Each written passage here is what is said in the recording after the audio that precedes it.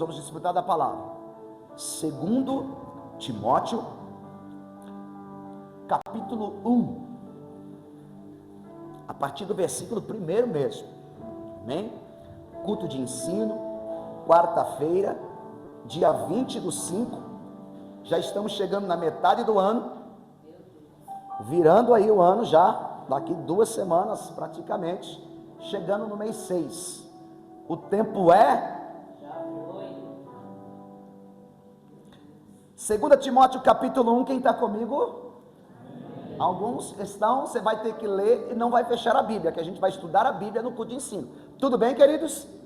Amém? Glória a Deus.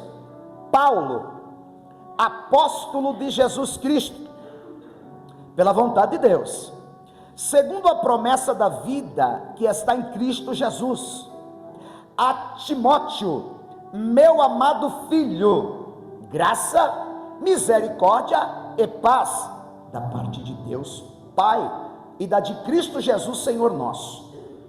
Dou graças a Deus, a quem desde os meus antepassados sirvo com uma consciência pura. Olha o que Paulo está dizendo.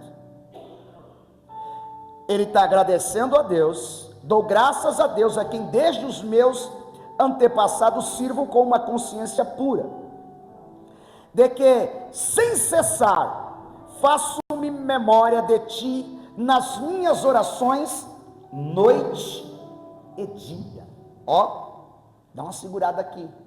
Paulo estava em Roma, escrevendo para Timóteo, que estava em Éfeso, ou Efésios, tanto faz para nós. O importante é que você entenda. Timóteo foi deixado como um pastor na igreja de Éfeso.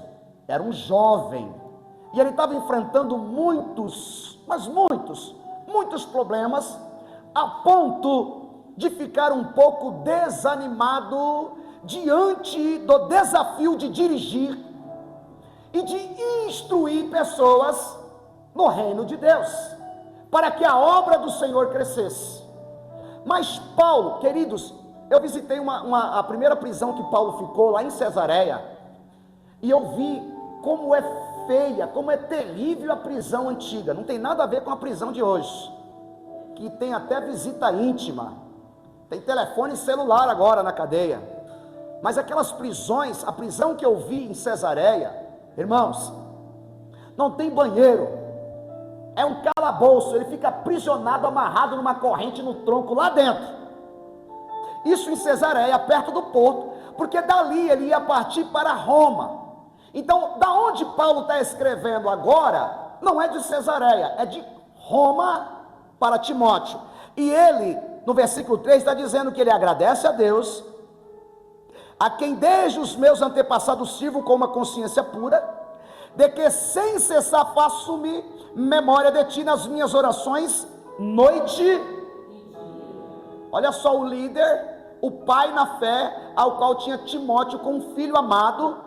Ele lembrava com boa memória e não cessava de orar por ele, não cessava de orar pelo filho na fé. E eu digo a você, queridos, eu digo aos irmãos que estão aqui, orar por alguém, irmãos, é cansativo, tá? Mas eu quero fazer um pedido a você no culto de ensino, como a gente falou de questões de instrução. Se você quiser receber isso com a mão levantada, ou como um aviso, eu vou pedir para você, no nome de Jesus, não desistir dos seus filhos na fé, e nem dos seus filhos de sangue. Dá trabalho, é difícil, você ora e vê pouco resultado, mas em nome de Jesus, agora é eu dizendo, se você quiser receber, receba. Não deixe de orar, não pare de orar, não pare de buscar, não pare de interceder, não pare de nomear o nome dessa pessoa que tu amas, diante de Deus, de dia e de noite. Paulo estava preso, Timóteo estava solto, mas o Paulo preso estava livre, com a sua boca e com o seu joelho dobrado, pedindo a Deus em prol da vida de Timóteo e seu ministério. Versículo de número 4, ele vai dizer assim: nessa carta, desejando muito ver-te.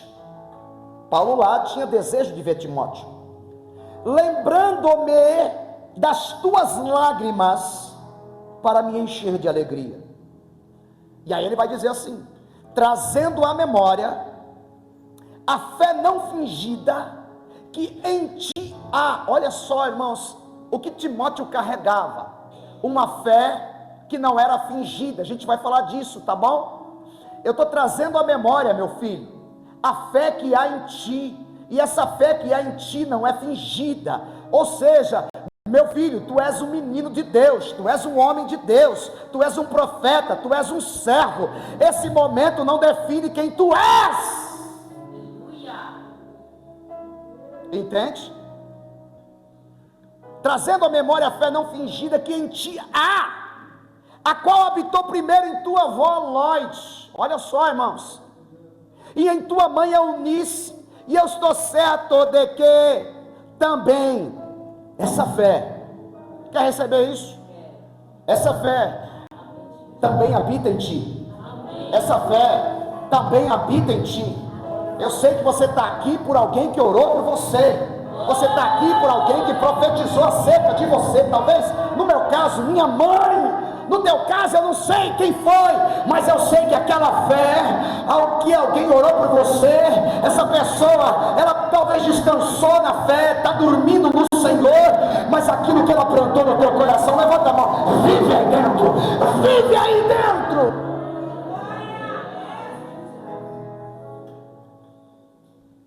6, por cujo motivo te lembro. Olha só Paulo dizendo para ele. Paulo falou para ele: você tem fé, desperta esse negócio. Cujo motivo te lembro, que desperte. Meu irmão, talvez ele estava parado pelo problema, e eu sei que a gente vai chegar nesse consenso. Talvez ele se desanimou por alguma coisa. Desanimou, irmãos. Porque colocar um jovem para cuidar de pessoas, as pessoas talvez não lhe entendiam, não lhe respeitava, não lhe correspondia segundo aquilo que ele falava ou fazia. É triste demais, irmãos, querer cuidar, querer pregar, querer ensinar, querer instruir, e alguém dizer amém, quando vira as costas faz assim, ó, e você fica com a cara no chão. Você fica daquele jeito. Meu Deus, tudo que foi tratado, tudo que foi ensinado, tudo que eu falei foi da palavra de Deus, tudo que a gente combinou em amém, era para ser amém, eu acreditei. Então, pensa Timóteo ensinando, e pensa os anciões não correspondendo Timóteo. Ó, teve um aleluia aí, ó. Teve até um glória a Deus com isso, ó. Bom, eu vou repetir. Por cujo motivo te lembro que desperte. Então talvez ele estava meio dormido, estava meio cansado, estava meio entristecido. Então vem Paulo e diz: desperte o dom de Deus que existe em ti pela imposição das minhas mãos. Eu orei por você, eu te comissionei, te coloquei nisso, e você disse amém. Você está parado. Então desperta. Quer me ajudar? Diga para alguém: desperta. Versículo 7. Porque Deus não nos deu o espírito de temor. Algumas Bíblias vai falar de medo. Não, irmão, não é isso não. Deus não me deu o espírito de medo. Vamos liberar uma palavra? Diga assim: eu não tenho medo. Eu não tenho medo. Por quê? Porque o espírito do medo não é teu. Quem te apavora não é Deus. Deus, ele exige de nós temor. Temor é reverência e respeito. Agora, o medo de realizar, o medo de falar, o medo de ser crente, o medo do que vai ser daqui para frente, não é de Deus. Então ele não me deu um espírito de medo, mas algumas Bíblias vai dizer fortaleza, amor e moderação. Outras vão dizer poder, amor e equilíbrio. Diga comigo: eu carrego poder, amor e equilíbrio. Mão para o céu e diga: é isso que eu sou, é isso que eu tenho. Poder, amor e equilíbrio. Bom, contigo. E aí o versículo 8, para a gente finalizar a leitura e trazer aplicações, vai dizer: portanto, Timóteo, não te envergonhes do testemunho de nosso Senhor, e nem de mim, tá? E nem de mim, porque Paulo estava preso, que sou prisioneiro seu. Olha só, irmãos, antes participa das aflições do evangelho segundo o poder de Deus. Ou seja, dá continuidade. Vai para cima. Prega. Fala. Canta. Visita. Abraça. Faz a obra, Timóteo. Pronto. Mensagem simples e humilde. Nós vamos trabalhar aqui. Eu tenho certeza que eu vou ter que correr até pelas informações que a gente traz sempre. Mas a intenção é sempre nutrir a igreja nas informações. Ou seja, a palavra Paulo mandou para Timóteo. Então, como a palavra é viva e eficaz, ela também serve para a igreja nos dias atuais. Sim ou não? Então, nós somos aqui agora Timóteos. Então, o que for falado para Timóteo, vai ser falado para nós. Tudo bem? Bora? Vamos trazer as aplicações aqui, para dar base em tudo aquilo que foi falado.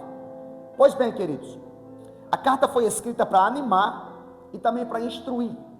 Tem aqui versículos que vai nos mostrar que é para esses dois quesitos: instrução a um jovem evangelista, a um jovem pastor, e também para instruir, porque a partir do capítulo 2, ele tinha que levantar diáconos, ele tinha que escolher pessoas com capacidade para também levar a obra adiante. E ele era apenas um jovem e também estava sendo um pouco rejeitado. Então estava passando alguns problemas dentro do ministério lá em Éfeso. Pois bem, então está aí definido em caráter de explicação, até mesmo de entendimento. Agora, aonde a gente vai trabalhar aqui, irmãos? Nas recomendações de Paulo a Timóteo no capítulo 1. E essas recomendações, nós vamos falar de 4 versículos. Nós vamos falar da fé não fingida, nós vamos falar de despertar o dom que há em ti, e vamos falar do que Deus deu a Timóteo e o que Deus deu para nós: poder, amor e equilíbrio. Com qual fundamento? Você não pode se envergonhar do evangelho que foi confiado a você. Amém? Primeiro versículo a ser estudado pela palavra do Senhor aqui nessa noite, culto de ensino. Versículo de número 5, coloque seus olhos, por gentileza. Aqui há 2 vertentes maravilhosas, porque ele vai falar: trazendo à memória a fé não fingida que em ti há, a qual habitou primeiro em tua avó Loide, em tua mãe Eunice, e estou certo que também habita em ti. Qual que é o primeiro ensino de 2 situações aqui? Eu vou trazer a memória e depois vamos falar da fé não fingida. Trazer a memória, ele está colocando uma família. Ele colocou quem? Irmãos, olha o exemplo que Paulo está dando. Paulo está na cadeia. Eu conheço tua mãe, conheço tua avó. E a tua avó e a tua mãe trouxe uma palavra de fé, e elas tinham tanta fé, e eu creio que essa fé também está no teu coração. Então está falando também aqui de um certo ensino de família. Olha o ponto onde chegamos, irmãos. Parece que nós estamos dando volta e falando só de família nesses últimos dias. Irmãos, a fé que é passada, a fé geracional, a fé da avó, a fé da mãe, a fé do filho, do neto, a fé que foi passada por modos e trejeitos e palavras, a fé que foi fincada lá atrás, foi tão forte, irmãos, que atingiu gerações futuras. Eu acho isso sensacional. Para essa fé ficar na nossa geração, você acha o modo ao qual nós estamos criando hoje, nós vamos passar isso para alguém? Contigo? Como é conduzir os nossos filhos debaixo de uma fé que vai ficar plantada no coração para o resto da vida? até o dia que essa pessoa não precisar mais de você para alguma coisa, porque essa pessoa vai voar, vai andar, vai pregar, vai fazer, vai realizar, e não vai morrer na fé, porque tem muitas pessoas que pensam assim: se eu deixar de vir hoje, trazendo os meus não vão continuar. E agora? A fé que não foi plantada, a fé que não foi passada, a fé que não foi transportada, a fé que não foi dada como exemplo, mas a gente está vendo numa casa, olha, Paulo na cadeia, olhando, a fé habitou lá atrás, a fé habitou na tua mãe, a fé também habita em você. Eu estou dizendo de uma fé geracional. Qual é a nossa preocupação? Porque quando a gente fala disso, a gente traz mais irritação do que realmente clareza na mente. Por quê? Porque eu sempre acho que eu crio bem, e eu não sou, irmãos, eu não sou a bolachinha, a última bolachinha do pacote, não, eu não tenho os méritos. Por isso, como eu não sei, como eu estou criando, como eu estou tentando, o que eu preciso fazer? Eu preciso ficar perto, eu preciso trazer todo dia, eu preciso insistir, sabe por quê? Porque eu nunca criei antes, eu estou criando. E você? Então, trazer à memória essa fé que nasceu no coração de Lloyd, passou pela mãe Eunice, e agora habita em você. O que é isso? Escuta, fé colocada no coração de Timóteo, foi passada de geração em geração. Nós estamos numa temporada que pais sábios geram filhos. Olha só, irmãos, pais sábios geram filhos. Pais crentes geram filhos cheios de fé. Dá para repetir? Pais crentes geram filhos cheios de fé. Dá para mudar a nossa geração, irmãos. Irmãos, eu estava pensando na minha casa que subir de nível, irmãos, é deixar algo melhor após a minha passagem na terra. Eu cheguei num nível, alguém tem que estar num nível maior ou melhor do que eu. O nível melhor não é da árvore, é o fruto, porque se você for pegar os animais, geneticamente ele melhorando, a melhora genética, você pega lá uma ave forte, a outra ave forte, junta essa ave forte, vai dar um filhote forte, vai pegar esse filhote forte, junto com a outra, então o fruto geracional, ele é melhorado. Você tem trabalhado para melhorar a sua geração futura? Você sabia que até a semente é assim, irmãos? A semente mudada genética é a semente futura, a melhor. Por isso eu falei para vocês, a gente tem que pegar essas instruções e acreditar. Cadê teu filho? Cadê tua filha? Quais são os momentos de oração que você passa com ele, com ela? Quais são os momentos que você precisa dar para ele ou dar para ela?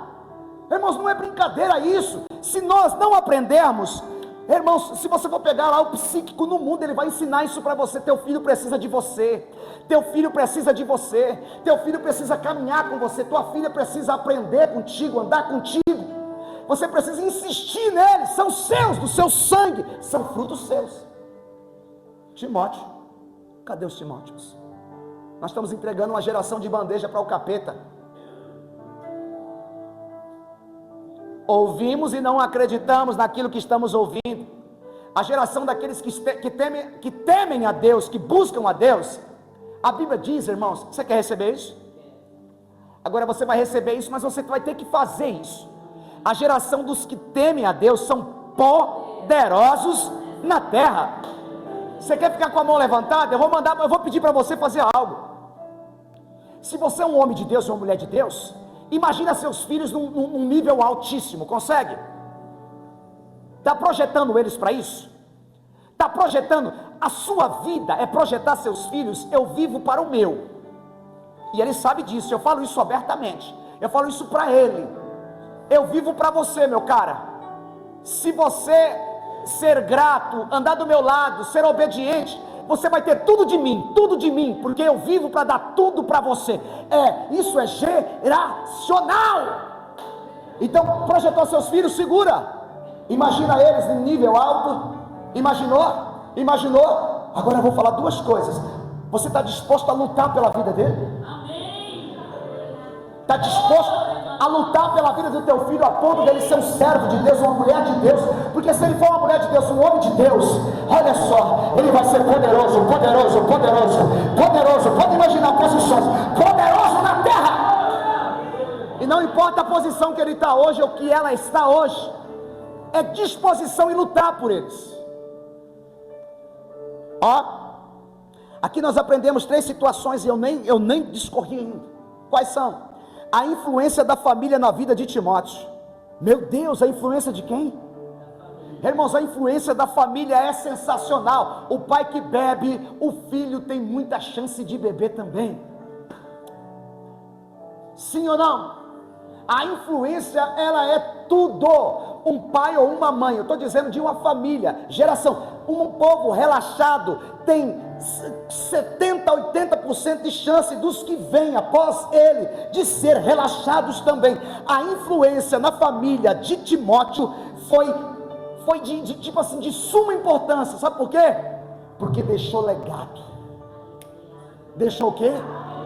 Deixou o quê? Meu Deus do céu, legado, queridos. Não é dinheiro que você deixa, são coisas que você deixa dentro. Não são coisas que você deixa do lado de fora, são coisas que você deixa do lado. O que você tem deixado para os seus filhos? Irmãos. O envolvimento da família na formação espiritual de Timóteo trouxe uma fé geracional no coração dele, a ponto de Paulo dizer: olha, sua família é bênção. Segura, eu vou profetizar. A sua família é bênção.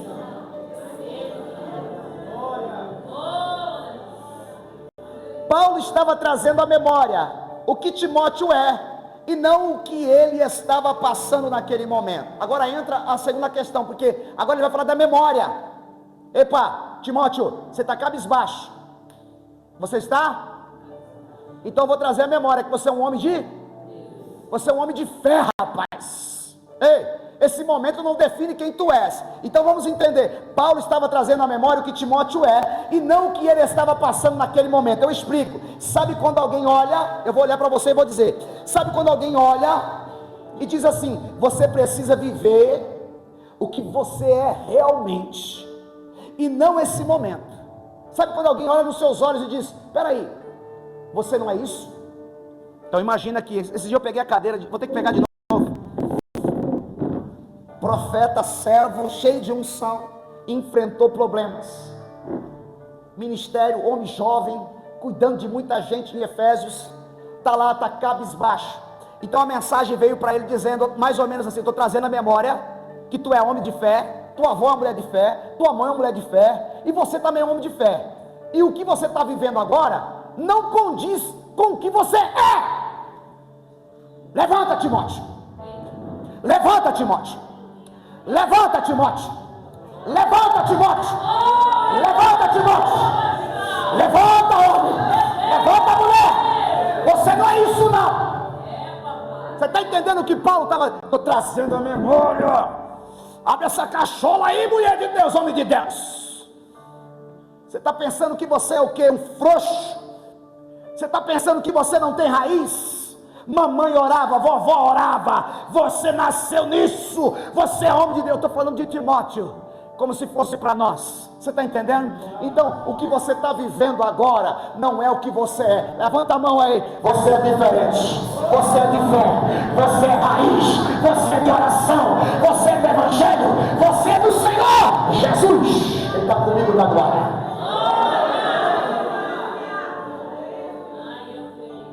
É isso que Paulo estava tentando colocar na caraminhola de Timóteo.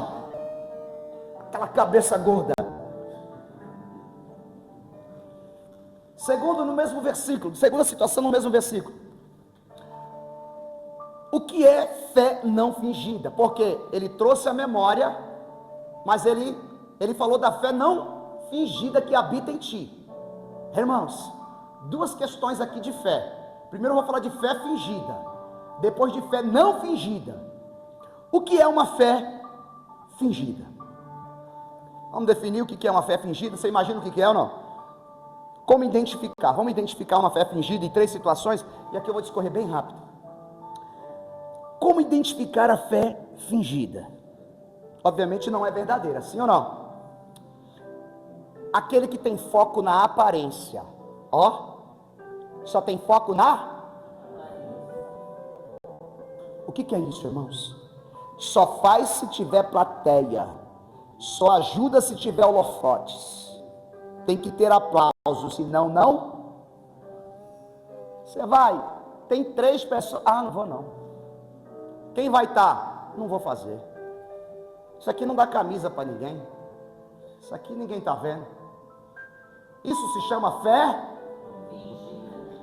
Segundo, ausência de transformação. O que é isso? Figueira sem fruto. Pode até ser bonitinho mas por dentro não tem fruto, não dá fruto. Isso é fé fingida. Parece que vai, parece que está no caminho da portinha estreita, não está. Terceiro, inconsistente. O que é isso? Só tem fé nos momentos bons. Eita glória, fé fingida. Quando está tudo bem, está tudo bom. Quando está tudo fluindo, está tudo legal. Mas basta a primeira tempestade que o bico já vem, que o chapéu já é tirado, que o boné já é largado para trás, que já não quero mais, porque nada está fluindo como eu pensei, nada está acontecendo como eu imaginei. O que é isso, irmãos? Fé fingida. Agora vamos definir, tem muita coisa, vamos definir os pilares da fé não fingida. Fé não fingida. Primeiro, diga comigo assim: consistência. Fala bem forte: consistência. A pessoa vive os mesmos princípios, tanto em público quanto no privado. A consistência faz você ser a mesma pessoa aqui, no trabalho, na casa, em qualquer consistência. Segundo, segunda é a integridade. O que é isso? A pessoa é alinhada com o que se diz acreditar. Ela confia em todo o tempo. Ela confia? Ela é íntegra. Ela é íntegra. Jesus vai voltar. Ela não duvida. Acredita. Isso é fé que não tem fingimento. É uma fé de quem vive aquilo que crê. Eu estou lendo, eu estou me comportando, eu estou fechando brecha, eu estou tapando os muros, estou fechando as portas das trevas, estou fazendo bonitinho, porque eu acredito. Agora, como dizer que acredita e vive uma vida suja? Isso é fé fingida, é mentira. Pilares da fé não fingida, a última, ele tem amor genuíno. O que é o amor genuíno? O coração ainda ferve, o coração ainda sente a presença, ainda chora, ele ainda tem vontade de estar nos pés do Senhor. Olha, a fé que não é fingida, a pessoa sente, ela fala: meu Deus, ela não se frustra com a palavra verdadeira, ela ama a palavra de confronto, ela sempre tem no coração a palavra: fala Deus, que teu filho ouve, isso está me alimentando, isso é pasto para a minha alma, isso é alimento para o meu espírito, eu sinto a tua presença aqui, Senhor. Quem ainda aqui tem essa fé verdadeira aqui no coração, queimando?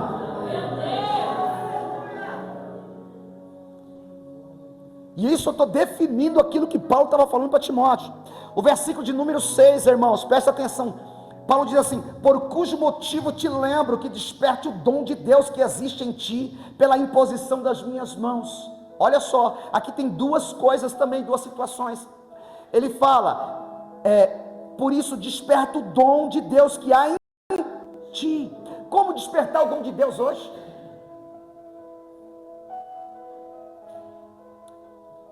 Todo mundo cansado, irmãos. Todo mundo com a cabeça em outros propósitos. Como viver, irmãos, o dom de Deus hoje? Como despertar aquilo que Deus nos deu? Sabe por quê? Quando Ele nos chama porque Ele vê que a gente tem potencial e capacidade. Vocês acreditam nisso ou não? Quando Ele nos chama, Ele diz: olha, é Ele que nos escolhe, Ele nos nomeia para que nós venhamos dar frutos. Então Ele não errou. O que está acontecendo com a igreja brasileira e do mundo hoje é um sono profundo. Quando Paulo diz em Éfeso, capítulo 5, versículo 14, desperta tu que dorme, levanta-te dentre os mortos e Cristo te esclarecerá. Então tem uma sonolência que nós precisamos nos despertar desse sono, irmãos. Irmãos, o evangelho não é conforto, o evangelho não é comida, o evangelho não é bebida, o evangelho é poder de Deus, poder. Como despertar? Irmãos, se a nossa fé está sonolenta, primeiro eu preciso fazer algo. Eu preciso alimentar a minha fé, irmãos. Espera aí, se eu estou morrendo na fé, você está correndo de Deus, você está correndo das coisas de Deus, você está correndo dos afazeres de Deus, você está correndo dos encontros com Deus, você corre da adoração. Você pensa que aqui é compromisso, aqui não é compromisso, aqui é descanso, estar nos pés do Senhor é bênção, é vitória, é coisa boa, é refrigério, irmãos. Então se a minha fé está caindo, eu preciso despertar, então eu preciso alimentar, o fogo está apagando. Alimenta a sua fé. O apóstolo Paulo lembra a Timóteo sobre a importância de cultivar uma fé genuína, lembrando dos ensinos que recebeu. Ou seja, como é que a gente faz isso, irmãos? Eu preciso me aproximar de Deus. Segundo, como despertar o seu dom hoje? Exerça ele. Pastor, mas está difícil. Espera aí, o dom está dentro de ti. Ele falou, o dom está aí dentro, o dom está aí dentro. Então o que eu preciso fazer, irmãos? Vamos lá, olhe para mim de novo aqui. Quem tem convicção que veio para Cristo e nasceu alguma coisa no coração? Todos. Se você perguntar para um drogado, ele vai bater no peito e dizer, Deus tem uma obra comigo. Quem falou para ele? É ele mesmo. Eu sei isso, eu já fiz isso, eu faço aquilo. Fala ou não fala? Então o dom está lá dentro. E como é exercer esse dom, queridos? Cante. Quem canta, canta. Quem canta? Quem canta, canta.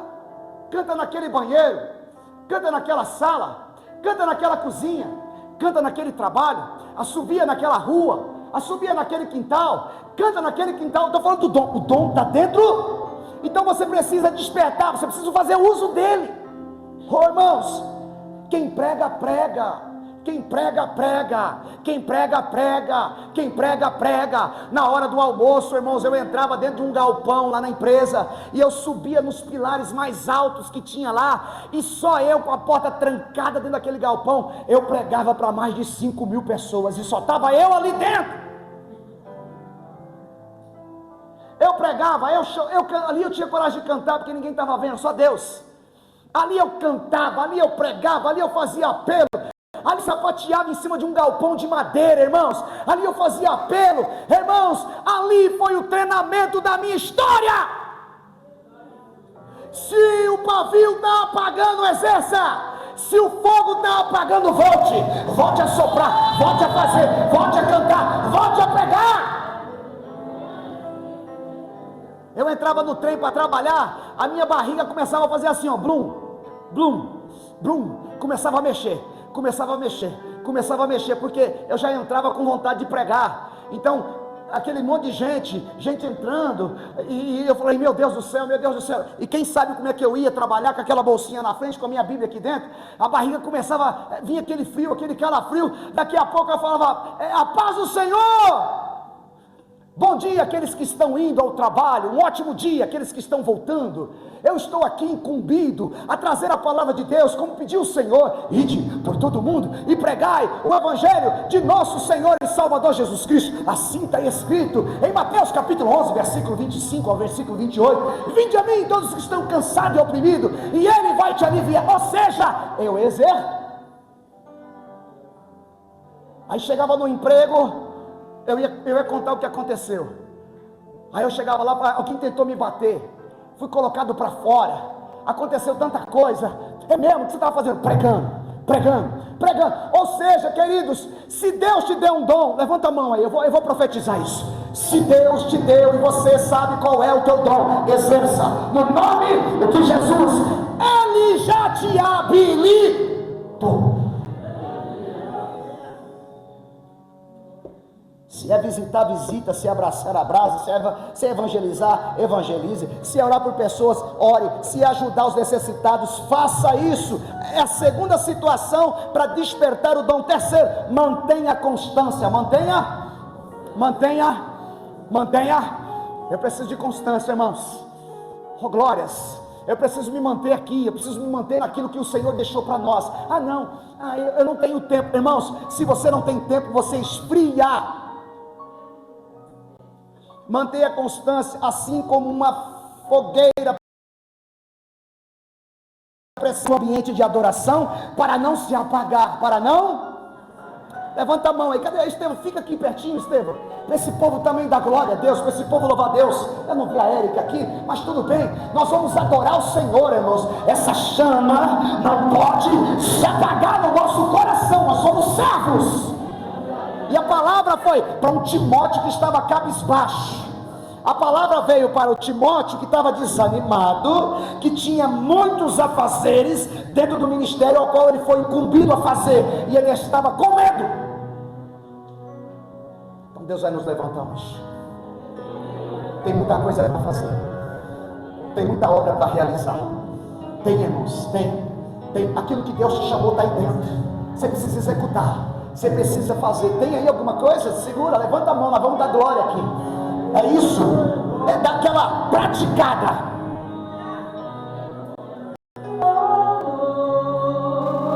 Eu não posso ficar de pé diante da glória.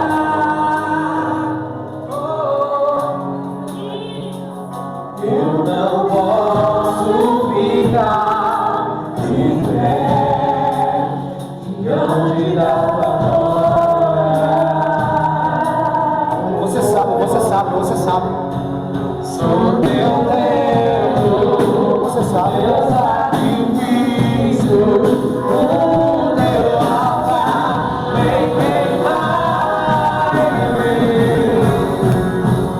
Sou teu Deus, o teu sacrifício, o teu altar vem queimar em mim. Para todo o céu, queima esse altar, contra a paz e fogo, e a Deus em glória. Para todo o céu.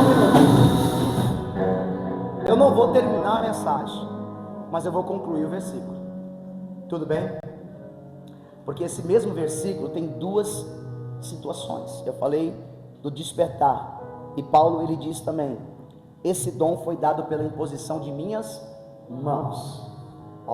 Ele deixa isso claro no versículo de número 6, ok? Por cujo motivo te lembro que desperta o dom de Deus que existe em ti pela imposição das minhas. Então vamos lá, tem dois casos. Primeiro, o caso de Timóteo. No caso de Timóteo, as palavras de Paulo significam: você foi ordenado para isso, meu camarada. Ou não? Você foi enviado para isso, meu filhinho. Você foi separado para isso, meu irmão. Você foi comissionado para isso. Você está em Éfeso para dar testemunho de Cristo. E você se ajoelhou, eu coloquei as mãos, você recebeu a unção e está aí ordenado, separado para isso. Vocês entendem assim ou não? Aí você vai dizer: beleza. Aí a questão de Paulo com Timóteo, tá? E a questão agora da igreja? Questão de quem? Da igreja. E agora? E aí? Porque aqui há uma ordenância ministerial em relação a Paulo e Timóteo. E para nós, irmãos? Você acha que você pode viver uma vida lá vão ter? Você acha que chegou, cruzou os braços, está tudo certo? Porque, irmãos, eu digo para qualquer um de nós, a obra maior não é aqui. Aqui nós trabalhamos para enviar. A gente não tem feito isso ainda. Aqui nós nos preparamos para poder ganhar almas lá fora. Como lidar com a minha família? Como lidar lá no emprego? A igreja tem essa serventia. Como praticar comunhão gostoso aqui, sair daqui fortalecido, abastecido, para que os problemas que tem lá fora já não me peguem mais. Aprendo na igreja. Mas todos nós somos cooperadores de Cristo. Se engane você, porque você não está fichado, porque você não tem uma carteirinha, que você precisa ou não precisa fazer alguma coisa. Eu não sou obreiro. Você não é obreiro? Então se precisar de oração lá, você não ora. Se precisar de uma palavra lá, você não dá. Se precisar de visitar lá alguém que está lá eu preciso de um crente aqui agora que faça uma oração, porque um ente querido faleceu, você não vai. Se precisar expulsar lá, você sabe o que? Você não vai expulsar. É a carteirinha que vai expulsar. É o termo de alguém que vai expulsar alguma coisa? Não é o nome de Jesus, não? Não é o nome de Jesus? Então, para fazer uso do nome de Jesus, do que você precisa? Você entende que não é só Paulo que foi, não é só Timóteo que foi ordenado, separado? Quando Jesus te escolheu, Ele te nomeou para alguma coisa? Sim ou não? Então, para Timóteo, Paulo o ordenou a Efésios. No caso da igreja, Jesus ressuscita e diz: ide por todo mundo e pregai o evangelho a toda. Diga para alguém: Jesus te comissionou. Desperta, sai desse sono. O Senhor vai te cobrar. Um dia Ele voltará e vai perguntar o que é que tu fez.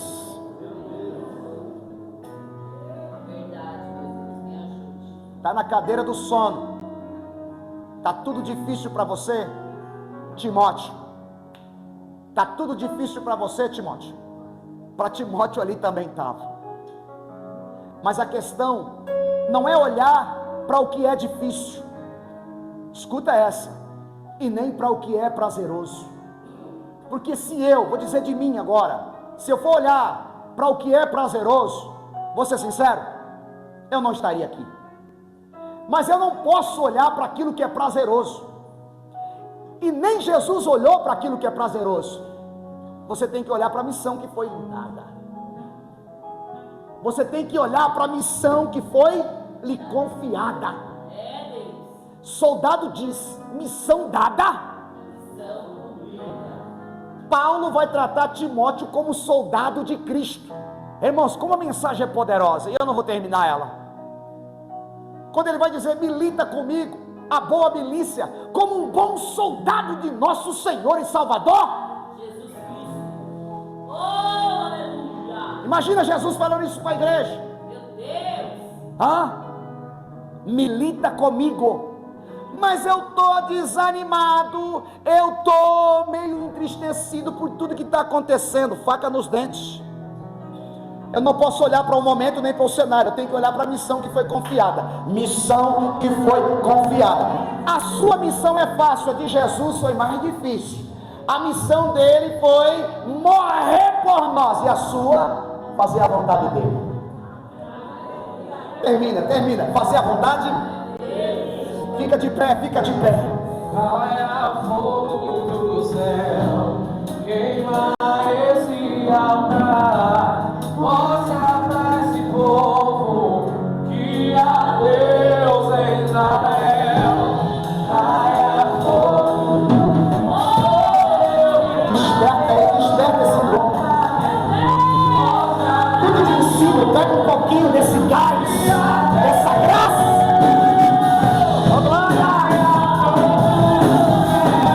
Queima esse altar, mostra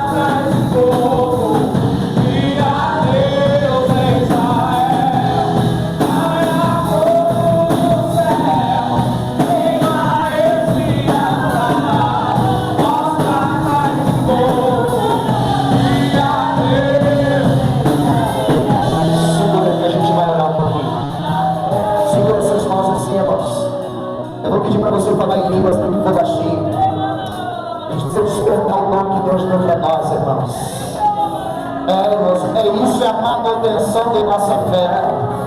Essas são as armas da nossa milícia espirituais.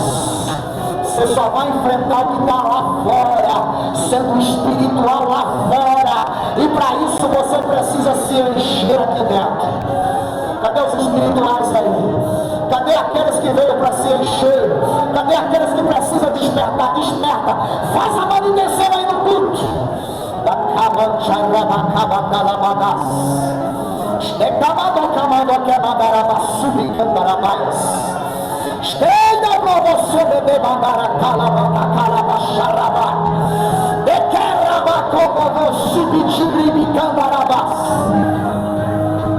Oh, glórias!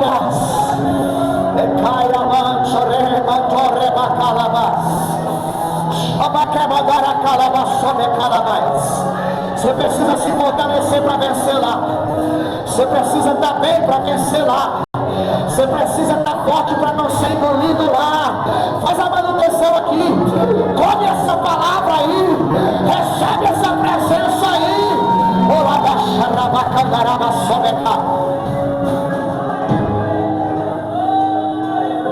Oh, glória a Jesus. Senhor, abençoe essa igreja, Pai. Que essa palavra sirva como um alimento para nossa alma, Jesus. Desperta-nos para fazer a tua vontade. Porque quando Josué quis descansar por causa das batalhas, o Senhor falou para Josué: ainda tem muita terra para conquistar. Oh, glória a Jesus. E se o Senhor nos deu uma missão, um cenário que vai me fazer desanimar por causa da situação que nós estamos enfrentando, o Deus que pediu, o Deus que prometeu, o Deus que confiou em nós, segura, Ele é fiel para te ajudar nesse cenário.